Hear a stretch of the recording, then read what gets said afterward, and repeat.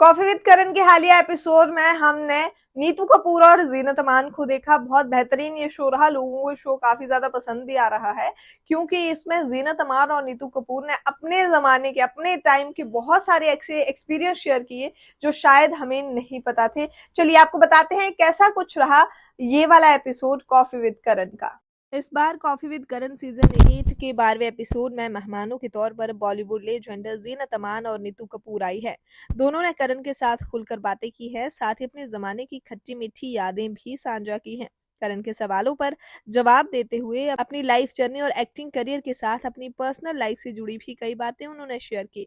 इस दौरान दोनों ने बहुत ही हल्के फुल्के अंदाज में जिंदगी को देखने का नजरिया पेश किया। नीतू और जीनत के बीच शो के दौरान कमाल की बॉन्डिंग दिखी। दोनों ने अपनी अपनी लाइफ के साथ एक दूसरे के बारे में बातें की। जहां नीतू ने जीनत के बारे में बताया कि वो अपने डाइट का बहुत ख्याल रखती थी, वही जीनत ने बताया कि नीतू को जब उन्हें पहली बार पर्दे पर देखा था तो वो उन्हें बहुत अच्छी लगी थी।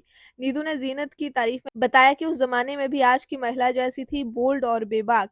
ये अपने खाने में योगर्ट जैसी चीजों का इस्तेमाल करती थी। अगर इन्हें सेक्सीनेस की दुकान कहा जाए तो शायद गलत नहीं होगा। दोनों ने ही उस पल को याद किया जब वो एक साथ पर्दे पर दिखती थी। उन्होंने फिल्म के नाम भी गिनाए और बताया कि धर्मवीर, यादों की बारात, द ग्रेट गैम्बलर जैसी फिल्मों में उन्होंने एक साथ काम किया है। करण जौहर और जीनत अमान ने ऋषि कपूर से जुड़े किस्से भी याद किए। नीतू कपूर ने ऋषि कपूर के बारे में बात करते हुए कहा कि वो हमेशा से ही बहुत ही घुले मिले नहीं थे। वो अपने बच्चों के साथ बेशक वो प्यार करते थे लेकिन जताते कभी भी नहीं थे। लेकिन उनके अंतिम समय में हम न्यूयॉर्क में थे, वो हमारी लाइफ का बेस्ट टाइम था। वो हमारे साथ पार्टी करते, लंच पर जाते और बच्चों से भी खुलकर बात करते थे। नीतू ने ये भी बताया कि वो हमेशा से ही मेरा ख्याल रखते थे।